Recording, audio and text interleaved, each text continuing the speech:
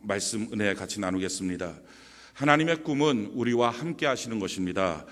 요한계시록에 보면 마지막 천국의 모습을 이렇게 설명을 합니다. 요한계시록 21장 3절로 4절에 보면 내가 들으니 보좌에서 큰 음성이 나서 이르되 보라 하나님의 장막이 사람들과 함께 있음에 하나님이 그들과 함께 계시리니 그들은 하나님의 백성이 되고 하나님은 친히 그들과 함께 계셔서 모든 눈물을 그 눈에서 닦아주시니 다시는 사망이 없고 애통하는 것이나 곡하는 것이나 아픈 것이 다시 있지 아니하리니 처음 것들이 다 지나갔음이로라. 우리 천국의 삶은 우리에게 있는 모든 눈물을 닦아주시는 보상과 보응의 축복의 하나님이시고 또 애통하는 것, 곡하는 것, 아픈 것, 갈라짐 이런 모든 것들이 사라지는 것이 천국입니다. 그런데 이런 천국이 이루어지기 위해서 가장 중요한 조건은 하나님이 그들과 친히 함께 하셔서라는 것입니다.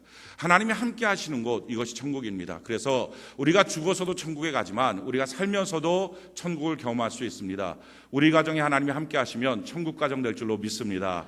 우리 교회 하나님이 함께 하시면 천국 교회 될 줄로 믿습니다. 여러분들의 사업장과 여러분들의 인생에 하나님이 함께 하시는 은혜가 있기를 바랍니다. 하나님이 함께 하시면 인생의 형통이 나타납니다. 요셉이라고 하는 사람 형들한테 팔리고 또 노예로 끌려갔지만 성경에 보니까 창세기 39장 2절에 보면 여호와께서 요셉과 함께 하심으로 하나님이 요셉과 함께 하십니다. 그가 노예로 있지만 아무것도 없는 인생이지만 하나님이 함께 하셨습니다. 그랬을 때 그가 형통한 자가 되어 그의 주인 애굽 사람의 집에 있으니 형통한 사람이 되었습니다. 우리에게 있는 스펙, 우리에게 있는 인맥, 돈 이것보다 훨씬 더 중요한 것 하나님이 우리와 함께 하시는 것입니다. 그럴 때 우리가 형통한 사람이 될 줄로 믿습니다. 저는 여러분들이 오늘 이 예배 가운데 하나님을 만나고 하나님의 손을 잡고 하나님과 동행함으로 성경이 말하는 형통한 사람이 되는 은혜가 있기를 바랍니다.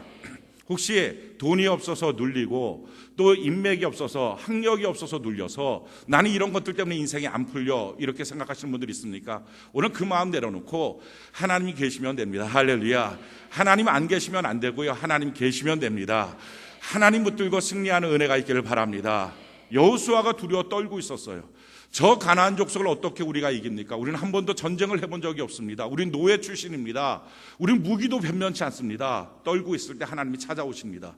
그래서 요단강가에서 두려워하는 여호수아를 향해서 하나님이 이렇게 말씀하십니다. 여호수아 1장 5절로 6절에 보면 5절을 보니까 내 평생에 너를 등이 대적할 자가 없으리니 내가 모세와 함께 있었던 것 같이 너와 함께 있을 것임이라. 내가 너를 떠나지 아니하며 버리지 아니하리니. 지금 여호수아를 향해서 말씀합니다. 큰 대적들 7족 속에 또 가나안 족속들을 바라보면서 어떻게 저들을 이길까? 여리고성을 바라보면서 저 견고한 성을 어떻게 이길까? 두려워 떨고 있을 때 너 평생에 너를 대적할 자가 없는 어디를 가든지 승승장구하는 인생을 만들어 줄 것이다. 그 전제 조건, 그 조건이 뭐냐? 모세와 함께 있던 것처럼 내가 너와 함께 할 것이다. 사랑하는 성도 여러분, 앞에 뭐가 막혀 있습니까? 두려워 떱니까? 인생 문제가 고달픕니까? 해결되지 않는 큰 문제가 있습니까? 하나님이 함께 하시면 대적할 자가 없는 승승장구의 인생이 될 줄로 믿습니다. 요단강도 갈라지고 여리고성도 무너지는 은혜가 있게 될 줄로 믿습니다. 하나님이 함께하는 것, 그것이 복입니다. 오늘 이 시간에 이 예배 가운데 우리가 하나님과 함께하는 은혜가 있기를 바랍니다. 하나님이 함께하기 위해서 우리에게 주신 명령, 그것이 성막을 짓는 것입니다. 이스라엘 백성들에게 성막을 짓도록 했습니다. 왜 성막을 짓게 하셨습니까? 이유는 성막을 다 짓고 나니까 구름기둥 구름기둥으로, 불기둥 구름기둥으로 하나님이 임재하셔서 그들과 함께 하시고 떠나지 않았습니다. 그러니까 함께 하기 위해서 성막을 지었던 것입니다. 우리도 마찬가지입니다. 우리 인생 가운데 하나님 내가 힘드니까 함께 해주세요. 어려우니까 함께 해주세요. 그것보다 더 중요한 것, 하나님이 언제나 떠나지 않고 함께 하시는 원리, 성경을 따져놓고 보면 우리 인생이 성전 짓는 삶, 성막을 짓는 인생이 될 때 하나님이 함께 하십니다. 자, 그러면 성막 짓는 인생이라고 하는 것은 무엇인가? 우리가 지금 세 번째 시간을 지금 맞이하고 있는데 우리의 몸이 사실은 성막과 똑같은 구조로 하나님이 창조하셨습니다. 성막은요, 지성소, 성소, 성전의 뜰 이렇게 구성되어 있습니다. 세 개로 구성되어 있습니다. 사람도 마찬가지입니다. 영, 혼, 육 이렇게 셋으로 구분되어 있습니다. 지성소와 성소는 밖에서 보이지 않습니다. 성전의 뜰은 밖에서 볼 수 있습니다. 마찬가지입니다. 내 마음도 내 생각도 다른 사람은 알지 못합니다. 그러나 내가 사는 삶의 모습은 다른 사람이 볼 수 있습니다. 이 육은 다른 사람이 볼 수 있습니다.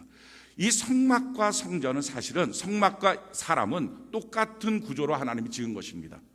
성막이라고 하는 텐트에 하나님의 성물이 제대로 놓여 있을 때 하나님의 임재가 있었던 것처럼 나라고 하는 이 사람에게 하나님이 정해주신 성물이 제대로 놓여 있으면 그때부터 불기둥 구름기둥으로 떠나지 않고 임재하신 하나님의 역사를 체험할 수 있습니다. 이것이 바로 성막론의 가장 중요한 것입니다. 자, 먼저 우리의 마음속에는 지성소에는 법계, 증거계가 있는 것처럼 우리의 마음속에는 정죄받지 않는 믿음이 있는 것입니다. 우리가 어떤 큰 죄를 져도 그 죄보다 십자가의 은혜는 항상 큽니다. 할렐루야. 넉넉하게 우리를 용서하시는 것입니다. 우리가 무슨 죄를 졌다 할지라도 하나님의 생명보다 더 큰 죄를 짓겠습니까? 그럴 수가 없어요. 그러니까 하나님의 생명값으로 지불하시고 우리를 다 용서하시겠다고 약속하신 하나님, 우리의 죄를 먼 데로 옮겨버리겠다 약속하신 하나님, 그 약속은 지금도 살아있어서 우리의 모든 죄는 다 용서받은 줄로 믿습니다. 그러기에 어떠한 죄에 대한 죄책감이나 그 죄에 대한 느낌의 눌림으로 우리 인생을 살지 말고 내 마음속에 나는 정죄받지 않는 하나님의 사랑받는 자녀다라고 하는 이 믿음이 있는 은혜가 있기를 바랍니다. 두 번째는 생각입니다.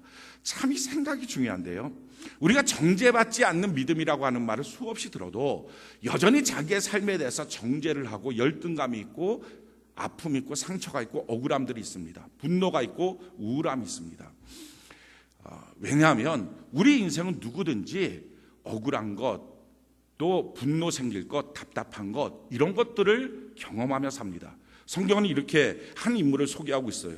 역대상 11장 22절로 23절에 보면 갑셀 용사의 손자 여호야다의 아들 분하야는 용감한 사람이라 그가 모압 아리엘의 아들 둘을 죽였고 또 눈이 올 때에 함정에 내려가서 사자 한 마리를 죽였으며 또 키가 큰 애굽 사람을 죽였는데 그 사람의 키가 5규빗이요 그 손에 든 창이 배틀째 같으나 그가 막대기를 가지고 내려가서 그 애굽 사람의 손에서 창을 빼앗고 그 창으로 죽였더라. 간단하게 쓰여져 있는 구절입니다. 그런데 이 간단한 구절이 사실은 그렇지가 않습니다. 분하야라고 하는 사람이 있습니다. 그런데 이 분하야가 제일 첫 번째 경험한 사건이 뭐냐면은 모압 아리엘의 아들 둘을 죽였다 하는 것입니다. 어느 날 길을 가는데 모압 아리엘의 두 사람이 등장을 하면서 전쟁을 합니다. 싸움을 겁니다. 그러니까 2대1의 싸움입니다. 누가 봐도 불공평합니다. 한 사람이 한 사람이랑 싸움을 해야지 어떻게 2대1로 싸웁니까?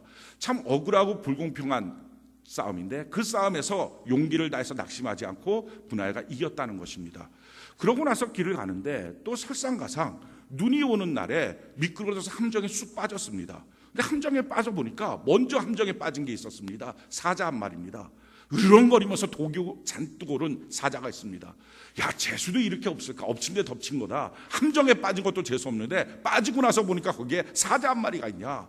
그런데 이 분하야는요, 그것 때문에 낙심하지 않았어요. 도리어 이 사자를 힘을 다하여 이겨버렸습니다. 죽였어요.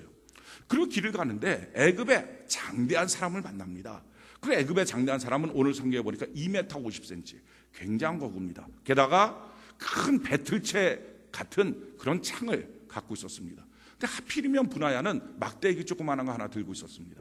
근데 싸움을 걸어오니까 말도 안 되는 이렇게 불공평한 싸움을 싸웁니다. 그런데 그 싸움을 통해서 결국은 분하야가 이깁니다. 애굽 사람이 창을 뺏어서 그 창으로 애굽 사람을 죽입니다. 어떻게 보면 억울한 거 투성이에요. 불공평한 거 투성이에요. 야, 좋으신 하나님, 선하신 하나님 살아계신다면 어떻게 인생이 이렇게 불공평할까? 어떻게 인생이 이렇게 억울할까? 왜 이런 인생의 문제들이 계속 생길까? 근데 참 놀라워요. 억울하고 불공평한 것 같았던 그 인생이, 그게 이 분하야가 나중에 다윗의 시위대장이 되게 만드는 이력이 됩니다. 분하야라고 하는 무명용사, 그가 어떻게 다윗의 시위대장이 됩니까? 그런데 그 다윗의 시위대장이 될 때 지금 이렇게 억울한 것 같았고 불공평한 것 같았던 이 전쟁에서 그가 이겼습니다 라고 하는 그 말 한마디가, 야, 너 참 대단하구나, 너 참 능력 있구나, 용기 있구나 하는 것이 근거가 돼서 시위대장이 됩니다. 이 사실을 통해서 볼 때요, 세상 억울한 거 없습니다. 세상 불공평한 거 없습니다. 하나님이 살아계시니까 결국 인생을 짧게 보지 말고 통으로 보면 그 모든 인생 하나님의 놀라운 은혜가 있는 것입니다. 억울한 것 같았던 그게 사실은 영광스러운 이력이고요, 불공평한 것 같았던 그게 결국은 그의 실력이 되고 인정받게 되는 능력이 되는 것입니다. 문제는요, 자기가 자기 인생을 어떻게 해석하느냐예요. 이렇게 억울하고 불공평하다고 생각해서 내 마음은 나는 왜 이런 인생을 살아? 라고 상처투성이가 돼서 그 상처를 끌어안고 인생을 사는 사람이 있습니다. 그래서 그 상처 때문에 이제 나는 더 이상 상처받지 않을 거야. 누구도 나를 함부로 여기지 못하게 할 거야. 자기 마음속에 상처받지 않겠다고 하지만 사실은 그 상처가 그대로 있는 거예요. 고슴도치처럼. 그래서 누가 오면 야, 나를 얕잡아 보나, 나를 함부로 보나, 나에게 또 상처 주려고 그러나 하고 뭉클이고 있으면서 가시로 찌르려고 하는 준비가 되어 있습니다. 평생 상처로 현재와 미래를 살아갑니다. 반대 사람이 있어요. 그 상처를 보면서 하나님을 바라봅니다. 그리고 하나님 때문에 그 상처가 다 녹아져 버려요. 이제 믿음의 눈, 사명의 눈으로 바뀌어집니다. 너무 가난했던 사람이 그 가난 때문에 내가 더 이상 가난 때문에 얕잡아 보이지 않으려고 그렇게 돈에 대해서 집착하는 인생으로 사느냐, 아니면 그 가난 때문에 가난한 사람의 마음을 아는 거예요. 그래서 물질적으로 섬겨주고 도와줄 수 있는 구제의 하나님의 은사가 임하는 거예요. 병약하고 아팠던 그 사람이 아픈 사람의 마음을 아는 거예요. 그래서 그 아픈 사람을 위해서 기도할 수 있는 중보기도자가 되는 거예요. 우리 인생에 억울하고 불공평한 것 같았던 내 상처가 도리어 사명이 되고 도리어 믿음의 삶이 되는 것, 이것이 생각의 힘이에요. 이 생각의 힘이 될 때 우울함, 분노, 미움, 다툼 이런 것들이 싹 사라져버리게 됩니다. 근데 이 생각의 힘은요, 그냥 생기지가 않아요. 내 생각 안에 하나님의 선물들이 놓여야 돼요. 맨 처음에 성경 말씀이에요. 하나님의 말씀을 날마다 꾸준히 읽게 되면 하나님의 말씀으로 인생을 해석하는 힘이 생깁니다. 그래서 내 과거도 해석되고 내 현재도 미래도 해석됩니다. 또 하나님께 기도하는 것입니다. 하나님께 기도하다 보면 하나님의 성령의 감동이 있습니다. 또 한 가지는 교회 공동체예요. 교회 공동체 안에서 서로 교제하고 서로 말씀의 은혜를 나누다 보면 자기보다 먼저 믿은 사람이 자기처럼 억울한 일, 불공평한 것, 답답한 일 겪었던 사람이 있습니다. 근데 그 사람이 그것을 믿음의 힘으로 이기고 믿음으로 승화시켜서 사명을 감당하는 모습들을 바라보고 그 격려를 받을 때 사람의 인생에 대한 생각이 달라집니다. 이때 하나님이 함께 하시고 동행하시는 삶이 됩니다. 오늘 세 번째 시간입니다. 오늘 성전의 뜰에 해당되는 것입니다. 우리의 육체로 말하면 우리의 육체, 몸, 삶에 대한 모습입니다. 우리 먼저 성전의 구조를 한번 좀 띄워주시기 바랍니다.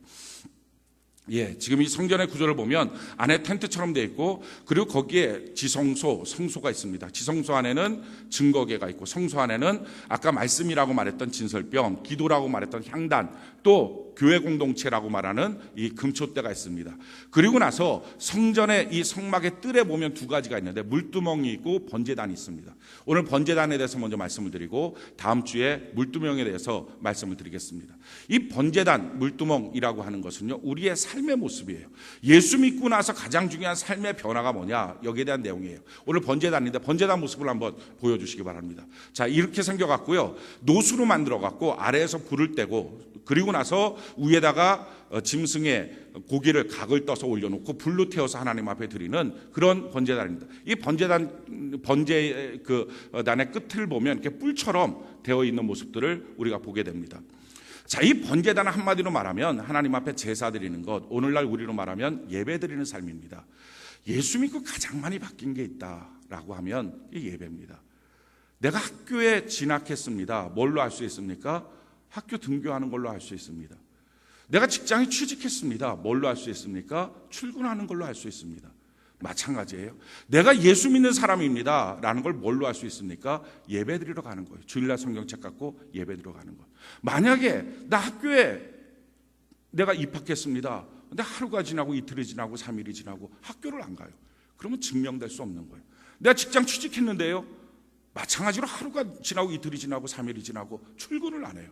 그러면 그의 직장 취직이라는 것은 거짓말일 수 있습니다. 나 예수 믿습니다. 집에서 성경을 이리저리 보면서 나 예수 믿는 사람입니다. 그런데도 불구하고 예배드리러 가지 않는다. 그의 말은 신뢰할 수가 없습니다. 우리 인생에 예수 믿고 가장 크게 변화된 게 있다면 예배드리는 삶이 내 안에 있는 거예요. 예배라고 하는 스케줄이 내 삶에 들어온 거예요. 직장 생활하는 사람, 직장에 취직했을 때 그의 인생의 가장 중요한 스케줄은 직장에서 근무 시간이 가장 중요한 인생의 스케줄이 되는 것처럼 마찬가지예요. 내가 예배가 없던 삶이 예수 믿고 난 다음에 예배에 있는 삶으로 바뀌어진 거예요. 그래서 내 인생의 가장 귀한 삶의 시간, 그게 바로 스케줄, 이게 바로 예배 시간이 되는 것, 이것이 바로 예수 믿는 삶의 가장 중요한 나타나는 표시입니다. 세상 사람들은 다 봅니다. 이 사람 예수 믿는지 안 믿는지. 무엇으로요? 내 마음에 정죄받지 않는 것, 내 생각이 이렇고 생각과 마음은 보이지 않습니다. 그런데 겉모습은 보여요. 예배 드리는 것. 여러분들이 가족 구원 이루기를 원하십니까? 예배드리는 삶, 주일 성수 온전하게 하는 삶에 핍박도 있고 갈등도 있을 수 있습니다. 그럼에도 불구하고요, 꾸준히 예배를 드리십시오. 꾸준히 예배를 드리다 보면 사람들이 궁금해합니다. 그렇게 뭐라 그러는데, 그렇게 핍박하는데, 자기 인생에 손해가 있을 것 같은데 왜 저렇게 예배를 드리지? 그때부터 가족 전도가 일어납니다. 자기가 예배드리다가 말다 평생 가봤자 단 한 명도 구원시키지 못합니다. 이렇게 예배를 꾸준히 드리고, 예배 드리고 집에 왔을 때 변화된 자기의 얼굴, 변화된 자기의 말, 이것이 변화된 자기의 삶의 모습, 이게 호기심을 일으킵니다. 그리고 세 번째, 기도하는 겁니다. 가족권을 놓고 기도하는 거예요. 그럴 때 가족권이 이루어지지, 어쩌다가 자기 혼자 불받아갖고 교회 가자고 평생 그렇게 끌어봤자 자기 아이 하나도 전도 못합니다. 아이도 초등학교 다닐 때 정도는 끌고 오지만 중고등학교서부터는 머리가 굳어지니까 안 오고요, 대학교만 들어가도 아예 교회라고 하는 거 진절머리를 냅니다. 내가 꾸준히 먼저 예배드리는 거, 어떤 일이 있어도 예배드리는 거, 내 삶의 가장 중요한 스케줄 예배. 그래서 너가 드리는 예배가 도대체 뭐냐라고 궁금해하는 거, 예배드리고 오기만 하면 사람이 변화되는 거, 새로워지는 거, 그리고 한 영혼 한 영혼을 놓고 기도하는 것, 이것이 전도하는 데 있어서 가장 중요한 삶의 모습입니다. 예배라고 하는 것은요, 다른 모든 사람들에게 있어서 나 예수 믿는 사람입니다 라고 하는 것을 증명하는 가장 좋은 도구가 됩니다. 그것이 몸에서 나타나는 현상이에요. 성경도 우리에게 이렇게 말합니다. 시편 50편 5절에 보면, 이르시되 나의 성도들을 내 앞에 모으라. 그들은 제사로 나와 언약한 이들이나 하시도다. 성도들을 내 앞에 모으라. 그 성도가 누구냐? 제사로, 예배로 나와 언약한 사람이다. 그러니까 기독교라고 썼다고 해서 성도가 아니라 예배드리는 사람, 그 사람이 성도라는 거예요. 이게 성경이 우리에게 가르쳐주고 있는 성도라고 하는 사람의 조건이에요. 누가 성도냐? 나 예수 믿는 사람이야, 나 기독교인이에요, 이거 아무리 외쳐도 소용없고, 나 지금 예배드리고 있느냐, 내 교회 예배 시간에 내가 지금 그 자리에 있느냐, 이게 성도라는 것입니다. 또한 성경은 우리에게 이렇게 말합니다. 에스겔서 20장 20절에 또 나의 안식을 거룩하게 할지어다. 이것이 나와 너희 사이에 표징이 되어 내가 여호와 너희 하나님인 줄을 너희가 알게 하리라 하시다. 거룩한 주일날 내가 성소에 나가는 이 모습이 너가 바로 그게 표시다. 하나님의 백성이라는 표시고, 그것이 바로 하나님을 섬기고 있다는 표시가 된다. 성경은 우리에게 분명히 말씀합니다. 여러분, 예배가 왜 이렇게 중요합니까? 예배는요, 우리 인생의 시각을 바꿔요. 우리 인생의 격을 바꿔줘요. 하나님이 아브라함한테 창세기 22장에 보니까 너 아들 독자 이삭을 내게 와서 번제로 드리라, 잡아서 죽여라, 불태워 죽여라, 그 어마어마한 명령을 주십니다. 근데 그 명령 앞에 아브라함이 아멘 하고 순종을 해요. 그 순종도 너무 기가 막히죠. 근데 기가 막힌 순종이지만 정말 그 걸어가는 인생길은요, 힘들었을 수 있어요. 3일 길을 아들 데리고 걸어갑니다. 그리고 모리아산 밑에 섰어요. 모리아산 꼭대기까지 올라갑니다. 올라갈 때 아들이 물어봅니다. 번제로 드릴 어린 양은 어디 있습니까? 하나님 예배해 주실 거야. 마음이 상하고 힘드니까 누가 내 마음 알아줄까? 지금 올라가서는 이 아들 죽이고 집으로 돌아갔을 때는 과연 뭐라고 말할까? 자기 인생에 대해서 너무 고민이 많습니다. 너무 괴로운 거예요. 그 괴로움을 그냥 견디면서 모리아산 꼭대기까지 올라가서 제사 드리려고 합니다. 예배 드리려고 하는 거예요. 그래서 마침내 모리아산 꼭대기 갔을 때 제단을 쌓아놓고 거기서 칼을 갖고서 이삭을 탁 찔러서 죽이려고 하는 순간에 하나님이 부르십니다. 아브라함아, 아브라함아, 너 독자 이삭 손대지 마라. 하나님, 너무 감사해서 고백하고 둘러보니까 거기에 수풀에 걸려있는 수양 한 마리가 있습니다. 야, 이거 갖고 하나님께 예배드리는 거구나. 야, 하나님은 미리 준비해 놓으셨구나. 내 아들 죽이는 게 아니었구나. 하나님 앞에 그걸 드리고 난 다음에 깨닫습니다. 여호와 이래, 우리 하나님 준비하신 하나님, 할렐루야. 이게 무슨 말입니까? 모리아라고 하는 말의 뜻은요, 모리아산일 때 모리아라는 말의 뜻은 하나님의 관점이라고 하는 뜻입니다. 지금 산 밑에 아브라함이 있을 때는요, 자기 관점이에요. 자기 관점으로 보니까 자기 아들 죽는 거예요. 자기 관점으로 보니까 자기는 실패하는 거예요. 자기 관점으로 보니까 100세 돼서 아들 낳지만 내 인생에 남는 게 없는 거예요. 허무한 인생이에요. 돌아갔을 때 과연 내 가정은 평안할까, 행복할까, 온통 갈등투성이에요. 그게 자기 관점이에요. 근데 그 관점에서부터 모리아 산으로 올라가요. 하나님의 산으로 올라가기 시작해요. 예배는요, 올라가는 거예요. 올라가서 모리아산 꼭대기 하나님의 관점에 딱 서서 보니까 축복이고 은혜고 여호와 이래 준비하신 하나님이에요. 예배가 뭐예요? 올라가는 거예요. 할렐루야. 이게 예배예요. 예배는요, 내 관점에서 하나님의 관점으로 관점이 바뀌어지는 거예요. 저희 딸이 어렸을 때 백화점 가면은 지하 주차장에 차를 대놓고요, 저희 딸이랑 같이 우리 가족이 이제 엘리베이터를 탑니다. 처음에는 지하 주차장에다 대놓고 타면 우리 식구들만 있으니까 좋아요. 근데 좀 있다가 지하 1층 식품 매장에서 또 뭐 지상 1층 뭐 여러 가지 잡화 매장, 사람들이 막 꾸역꾸역 들어오는 거예요. 그렇게 막 사람들이 들어오면 결국은 그 엘리베이터가 꽉 차게 됩니다. 그럼 그때 저희 딸을 보면요, 힘들어요. 왜냐하면 자기가 지금 서 있는 위치가 모든 사람의 엉덩이에 다 서 있어요. 그러니까 이게 사람들이 자기를 다 공격하는 것이, 거기다 누구라도 하나 살며시 방구라도 끼면 이거 완전히 화생방이에요. 그러니까 아이가 답답하니까 숨이 막히니까 저를 보면서 이렇게 손을 들어요. 그게 뭐예요? 지금 안아서 올려달라는 거예요. 그래서 잡아서 안아서 이렇게 올려줘요. 그러면요, 그 위에는요 다른 세계예요. 밑에서는요 사람들이 다 자기를 공격하는 것 같아요. 엉덩이로 다 자기를 미는 것 같아요. 근데 올라가서 보니까 그 사람들은 자기 일들을 하고 있는 거예요. 웃고 있는 거예요. 말하고 있는 거예요. 왜 우리 인생이 사람들에 대해서 갈등합니까? 왜 저 사람들이 나를 미워하는 것처럼 여겨지고 왜 힘들어합니까? 왜 이런 갈등, 어려움, 답답함들이 있고 내가 죽을 것 같습니까? 내 관점이 있으니까, 낮은 관점이 있으니까. 그 관점에서 올라와서 위를 보면요, 아니에요. 그 모든 사람들은요 참 좋은 사람들이에요. 아름다운 관계예요. 새로운 지평이 열려요. 무엇으로 그렇게 올라갑니까? 예배 시간, 할렐루야. 예배를 드리다 보면요 내 관점에서 하나님의 관점으로 올라가요. 그래서 성경은 우리에게 이렇게 말합니다. 시편 122편 1절에 보니까 사람이 내게 말하기를 여호와의 집에 올라가자 할 때 내가 기뻐하였도다. 지금 이게 무슨 말입니까? 하나님의 집에 가는 것, 성전에 가는 것, 예배 드리러 가는 것, 그것은 올라가는 길인 줄로 믿습니다. 우리 인생이 올라가는 거라고요. 오늘 이 시간에도 저는 여러분들의 관점에서 하나님의 관점으로 올라가기를 바랍니다. 모리아 산으로 올라가기를 바랍니다. 여러 가지 마음, 생각 갖고 예배에 나왔겠지만 오늘 예배 가운데 영과 진리로 하나님을 향하다 보면 하나님의 관점으로 우리의 관점이 바뀌어져서 새로운 세계, 새로운 지평, 새로운 인생을 바라보는 은혜가 있게 될 줄로 믿습니다. 우리가 영과 진리로 하나님께 예배하는 거죠. 정말 예배 성공해야 됩니다.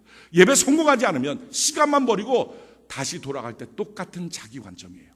그게 예배 실패예요. 그러니까 예배 실패는 내가 예배 시간에 졸았다 깼다 이런 단순한 차원이 아니에요. 예배 실패는요 그냥 예배 시간에 내가 뭔 얘기 잘 몰랐다 그런 게 아니에요.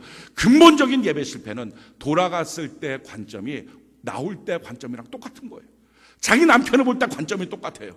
자기 아내를 볼 때, 자기 자녀를 볼 때, 부모를 볼 때, 주변 사람들을 볼 때, 자기의 물질을 볼 때, 회사를 볼 때, 사업장을 볼 때 자기의 관점이 똑같은 거예요.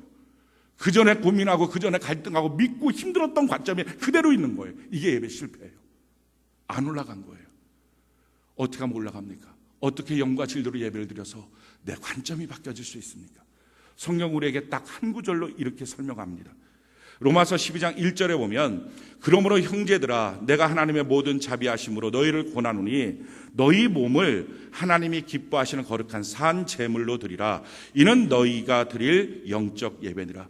우리가 영과 진리로 하나님께 예배한다. 도대체 그 말이 무슨 말이냐? 이 말을 이렇게 설명하는 거죠. 하나님이 기뻐하시는 거룩한 산 제물로 드려라. 뭐가요? 내가.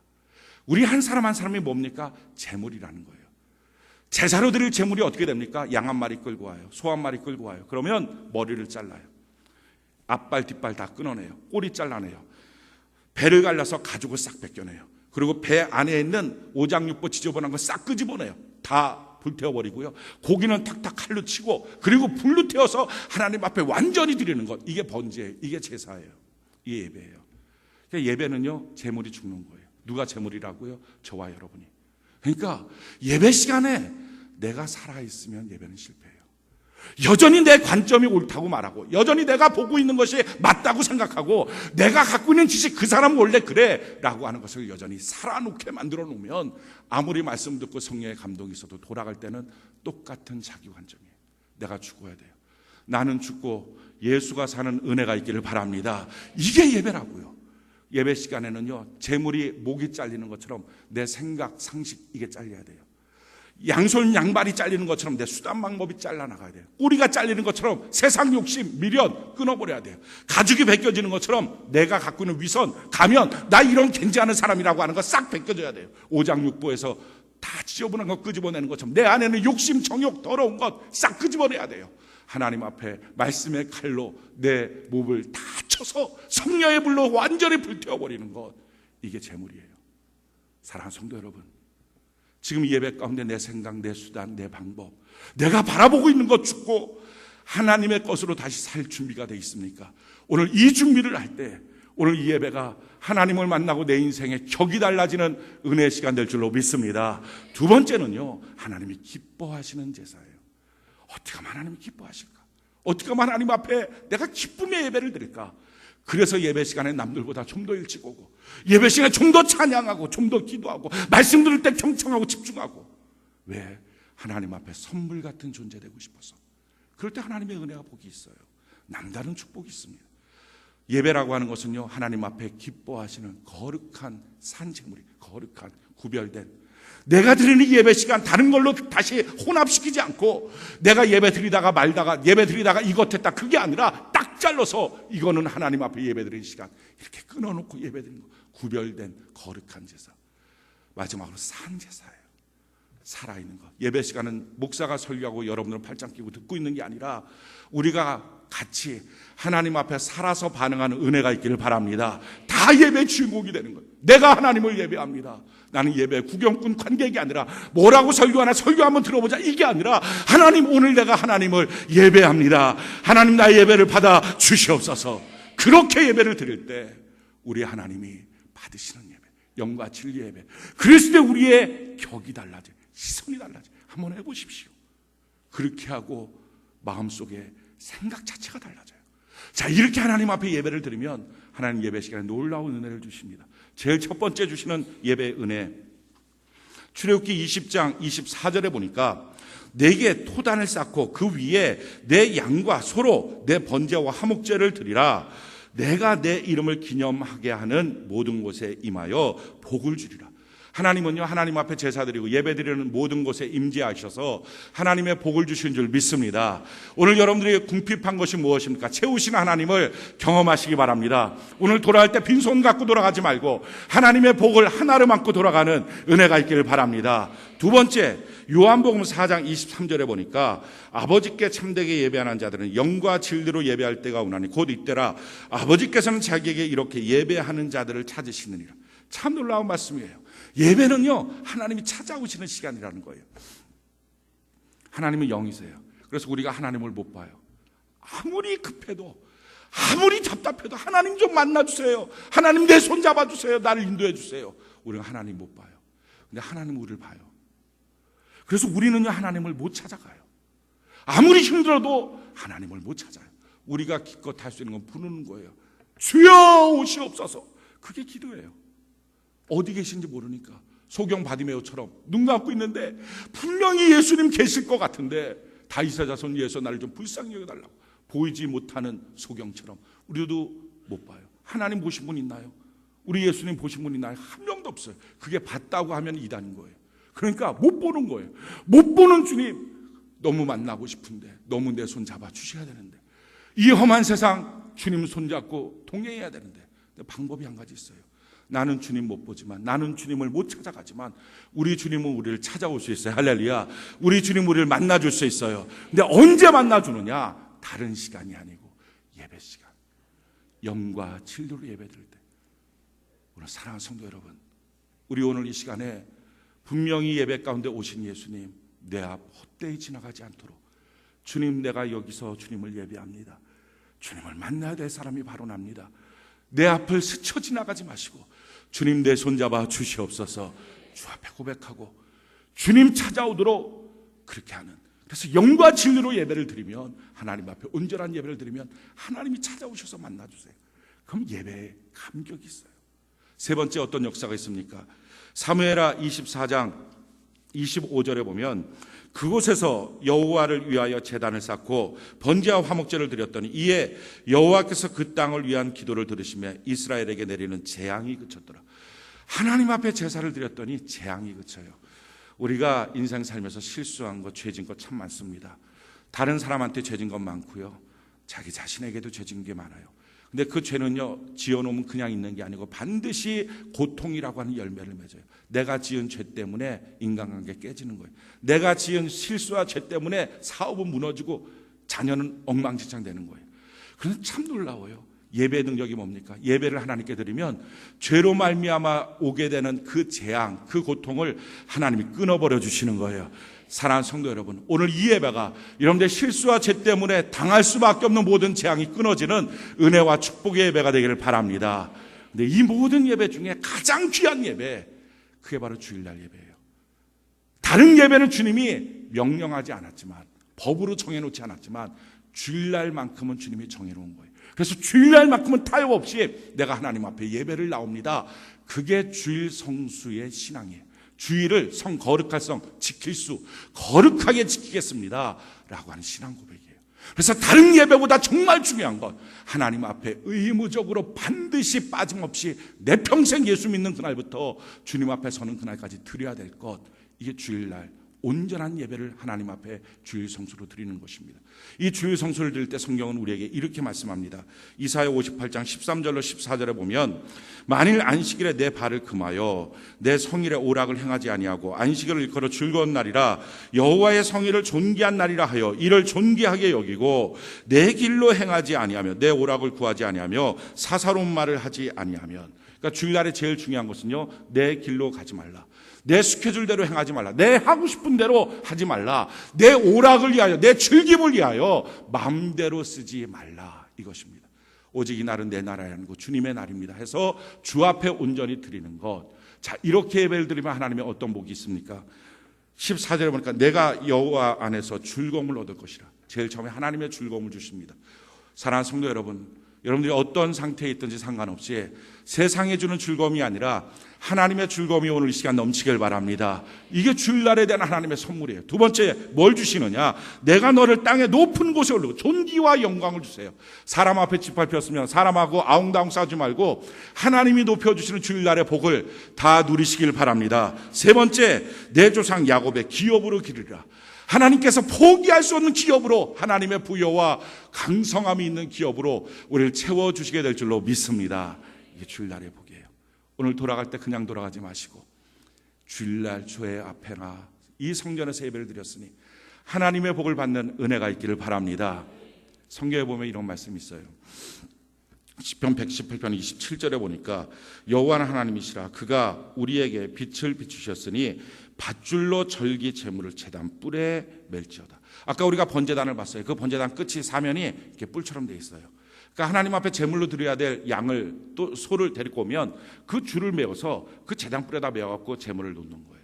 우리가 제물이죠. 그러니까 우리가 하나님의 제단에 예배의 줄로 메어 있는 거예요. 예배의 줄로 메어져 있는 인생, 이게 복된 인생이에요. 이게 성도예요. 연이 날라요. 연이 날르기 위해서는요, 두 가지 조건이 반드시 필요합니다. 바람이 불어야 되고요, 또 한 가지는 연줄이 있어야 돼요. 이 연줄이 연을 더 이상 못 날게 만드는 것처럼, 구속하는 것처럼 보입니다. 근데 그렇지가 않아요. 그래서 만약에 이 연줄을 끊어놓잖아요, 활짝 또 올라가는 것 같아요. 근데 금방 추락하고 말아요. 연이 하늘에 떠 있는 이유는 바람이 불고 연줄이 있기 때문이에요. 우리 인생 살면서 평생에 세상에 풍파 있습니다. 수많은 일들을 겪습니다. 근데 그 인생을, 수많은 일들을 겪을 때 예배의 줄로 매여 있는 인생은 추락하지 않는 삶이 될 줄로 믿습니다. 이 예배가 나를 구속한다고, 나는 내 자유롭게 예배드리고 싶다, 내 마음대로 예배드리고 싶다고, 그게 추락하는 인생입니다. 수많은 세상 풍파 때문에 추락하는 게 아니에요. 돈 없어서 추락하는 게 아니고, 병 걸려서 추락하는 게 아니고, 자녀가 대학 떨어져서 추락하는 게 아니고, 부부싸움에서 인생 깨지고 가정 깨지는 게 아니라, 그 모든 풍파가 몰려와도 나를 붙들어주고 하늘을 날게 만드는 연줄, 이 줄로 매어 있는 예배의 삶, 하나님 내 평생 사랑의 줄로, 예배의 줄로 나를 메어 주시옵소서. 이게 있을 때 하늘에서 계속 떠 있으면서 더 상승하며 추락하지 않는 복된 인생 살게 될 줄로 믿습니다. 저와 여러분들이 이와 같은 복의 주인공이 되기를 예수님 이름으로 축원합니다.